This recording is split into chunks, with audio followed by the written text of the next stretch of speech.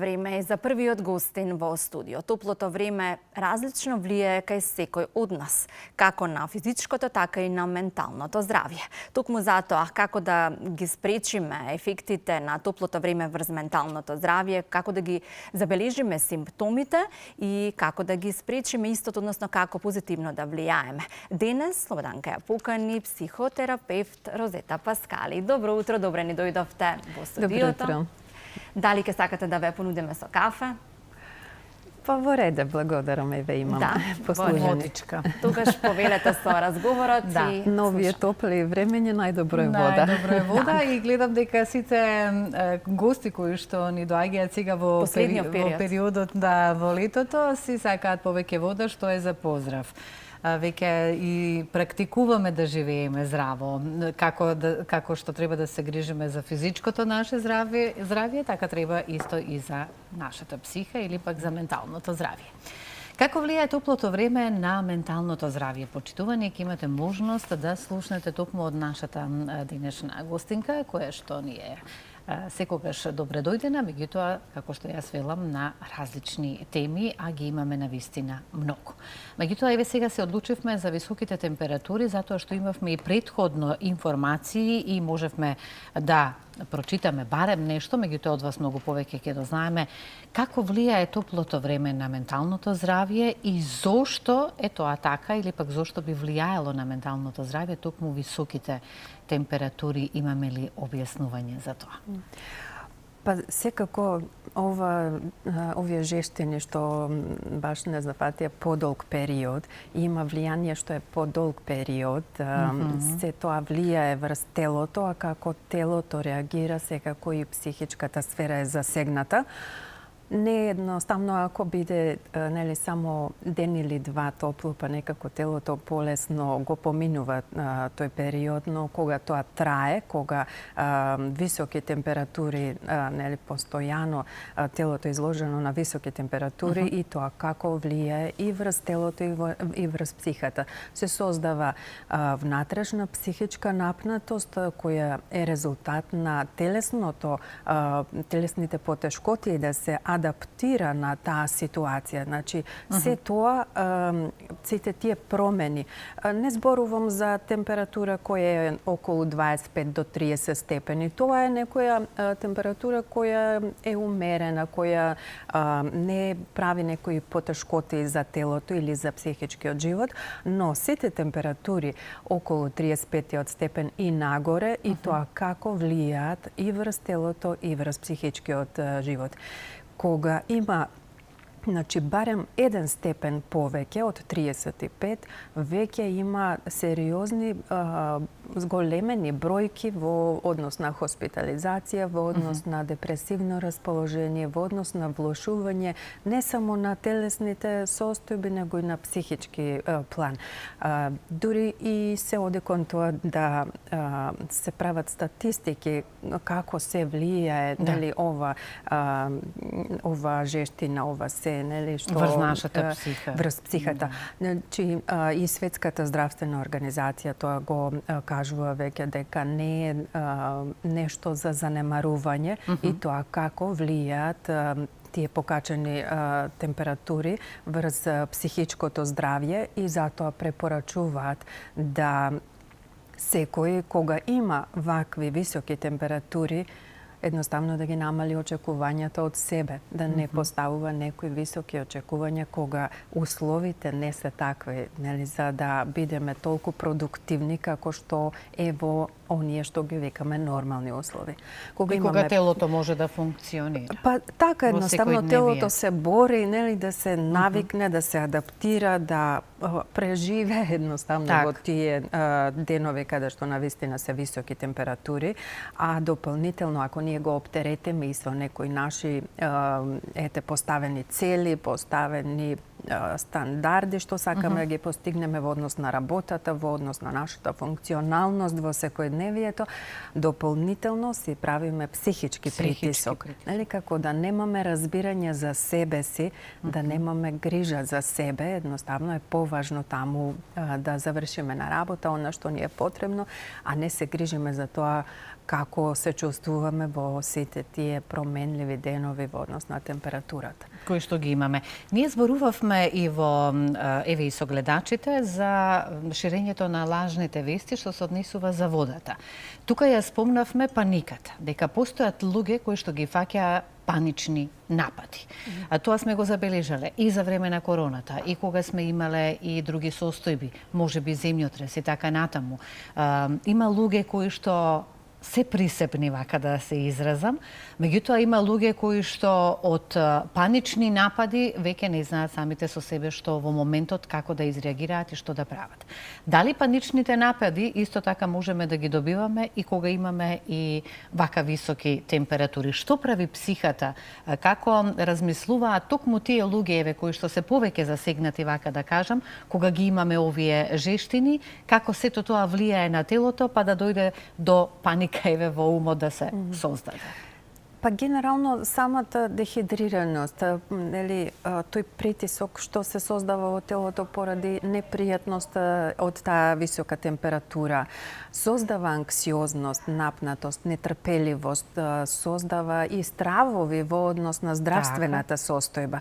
И секој што... Да не ми се случи нешто... Да, секој што можеби малку е по-лабилен во однос на таа неизвестност од нели, тоа што носи иднината натаму и тоа како може да ги изголеми стравовите во однос на тоа што се може да му се случи ако има повисоки температури.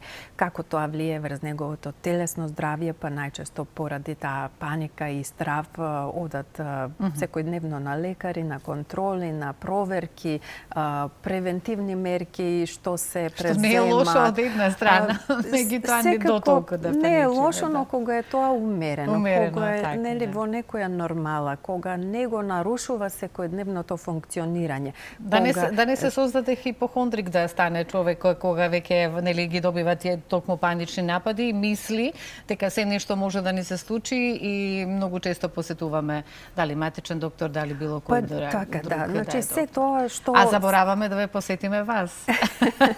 Понекогаш. Па секако сите тие стравови доаѓаат од некаде, не се случајно, не ги поттикнува самото време и самата жештина. Претходно, веројатно имало некое незадоволство, некои можеби и проблеми здравствени кои не биле земени во предвид, кои биле занемарени, па сега нели жешкото време можеби ќе ги спровоцира и така се создава нели дополнителна анксиозност на каде ќе води ова, до каде да не ми се случи нешто со срцето, со нели други органи, да не паднам, да не се онесвестам од нели премногу жешко. Сите тие стравови и тоа како нели го нарушуваат секојдневното функционирање, менталното здравје, начинот на кој размислуваме воопшто. Не е исто кога сме нели во паника и страв и кога сме во некоја нормала. Но сега се поставува и прашањето како да го спречиме ние сето тоа. Еве за да не влијае толку и да не се паничат оние кои што ја имаат за жал паниката и кога имаме вака топли денови, кога и ќе слушнат дека ќе дојде до 40 целзиусови степени, најверојатно тие веќе се во паник. Што да сторат за свое добро? Па така, некои полесно го прифаќаат, нели, сите овие промени ги прифаќаат, некои што имаат потешкоти, кои знаат дека така, нели, и самите себе некогаш се нарекуваат паничари. Добро е кога ќе направат структура и план. Кога однапред нели имаат јасно одредено ако ова се случи што да направам. Ако ова се случи што да направам, тоа може да ја намали малку нивната анксиозност, нема да ја снема, меѓутоа ќе ја намали неизвестноста, нели што да направам ако забележам ова, што ако ова се случи, што да направам. Некоја структура и рамка влијаат добро, имаат позитивно влијание кај тие што не може да ја поднесат таа неизвестност и добро е кога нели јасно знаат што треба да се направи. Ајде не можеме да не кажеме нешто и за ова што и го споменав сега за ширењето на лажни вести. Кога имаме, еве, во текот на вчерашниот ден, вие како психотерапевт, исто ке стане збор за оние луѓе кои што веднаш реагираат и веднаш се во голема паника, се земаат телефоните во рака, се алармираат сите околу и така натаму. Што е она што прво треба да го сториме, еве и кога вака се шират лажни вести, затоа што секој си знае за себе, нели, веднаш реагираме на тоа што претходно сме го имале како искуство, нели, во случајот во Гостивар, со луѓето кои што посетија голем број, нели, беа заразени со токму од водата и најверојатно веднаш тука кога ќе се спомене нешто, секој си мисли за себе дека ќе му се случи тоа, па може би се има и некој полошо сценарио во своите мисли. Што да правиме кога се шират лажни вести? Еве општо за сите нас. Проблемот е што не знаеме дали се лажни вести. Нели, тоа е оно што го шири стравот кај луѓето. Не знаеме точно дали е вистина и се додека не излезе некој кој е компетентен за таа тема, да се изјасни и да ја смири, нели, ситуацијата и да каже како реално е.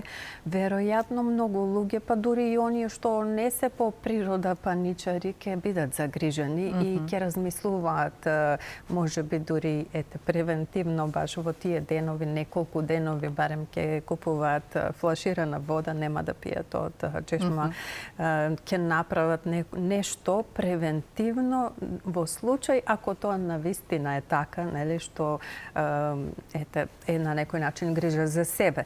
Но сепак добро е кога остануваме смирени, кога не ја шириме паниката, кога не го прошируваме тоа да оди во некои граници, односно да нема граници, него постојано тука да се створи паника во однос на тоа што се може да се случи, па тоа и да трае.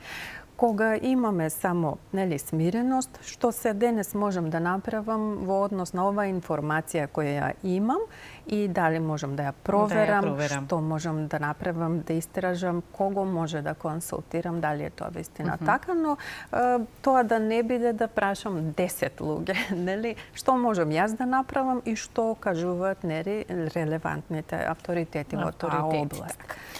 Кога станува збор, еве пак за нас веќе слушнавме, да, прво треба смиреност. Еве во текот на вчерашниот ден јас зборувавме и со мојата колешка, се најдов во маркет, кога се расшири таа информација и се расшири за жал, мора да констатирам, од вработените.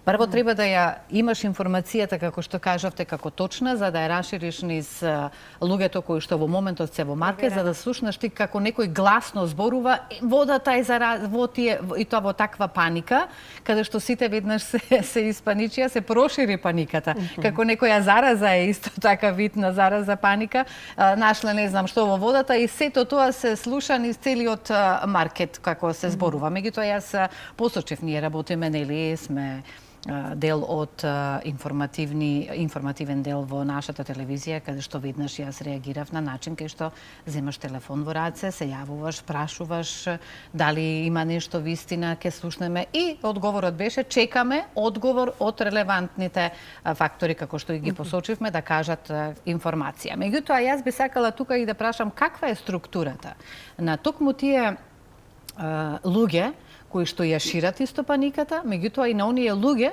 кои што први кажале дека водата, еве, например, е неубава, заразена за пиење, загадена како и да е. За какви личности станува збор и зошто тоа сакаат да го сторат? Со што се задоволуваат кога ќе погледнат и ќе прошират таква информација и за бомбите, еве, претходно дојавите на бомби, за какви ликови станува збор? И гледаат после од страна како сите се во паника. Ако тоа не е претходно испланирано, нели можеме и тоа да го земеме во предвид дека ете од некои причини што можеби не ги знаеме се кажува тоа. Ако се работи само за структура на личност и потреба да направи нешто во однос на грижа за другите, но непроверена информација споделува, нели, тоа е веќе само ширење на страв. не можам да кажам... Својот страв да го пренесе и на другите, па да го сподели. Веројатно, во нивните очи тоа е грижа за другите и обвинување на тој што е одговорен за настанување на таква ситуација. Не можам да кажам дека не влијае тоа што се случуваше во Гостивар. Секако сите бевме засегнати и веројатно поголемиот дел од нас се прашувавме каква е водата во Скопје, нели? За таму веќе се и некој се сетил дека треба да каже и во Скопје водата е. Како е и тоа нели може така од самото прашање кој знае каква е овде водата, па некој да го протолкува веројатно не е добра, па третиот да каже навистина не е добра, па четвртиот нели така да се расшири тоа, ако не било конкретно со план. Ако е само ширење на лажна информација со план, тогаш е веќе заговор или нешто посериозно. Но кога е само во прашање на за каква псика тука станува збор кај луѓето? Значи, генерално е во однос на неизвестноста. Што понатаму сепак станува збор за вода, нели не е нешто без кое можеме да живееме.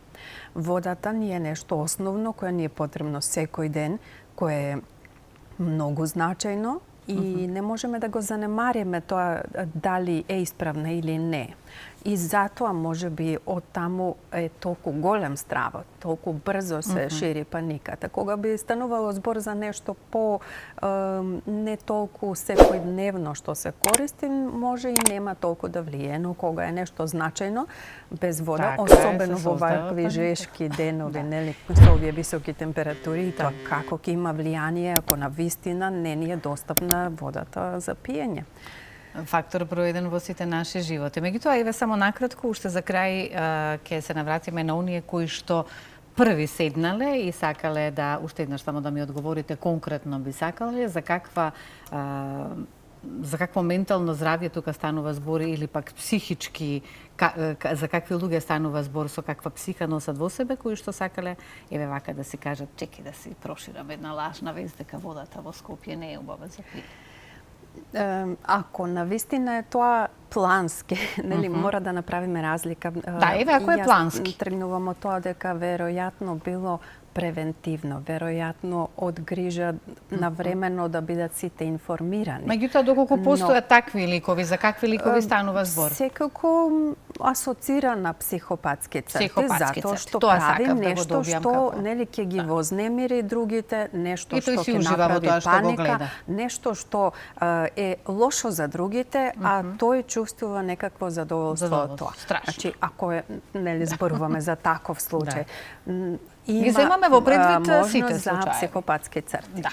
Многу ви благодарам што бевте дел од утринската програма и да се видиме, се разбира повторно, затоа што кажавме имаме многу теми на кои што може да зборуваме и да дискутираме. Тука завршуваме. Токму тие луѓе треба навремено да посетуваат психотерапевти, да примаат терапијата. Така.